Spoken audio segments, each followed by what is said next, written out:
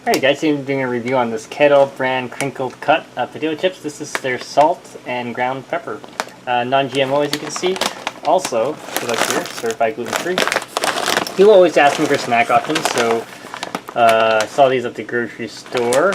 And if you look here, that's what the ingredients are. And here the nutrient content. There's no sugar, look at that. Okay, so let's open this up and do a quick taste test for you guys.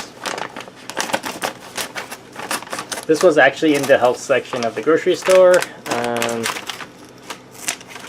Alright, let's see. And it was on sale, so that's what it looks like. There's a nice pepper smell that comes from it, and that's what taste-wise. Let's see.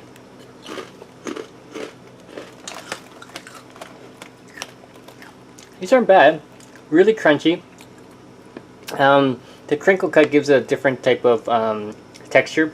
It's more of an oily texture, but it's not bad compared to some of the other ones I've tasted. So yeah, definitely check it out. It has a nice pepper aroma.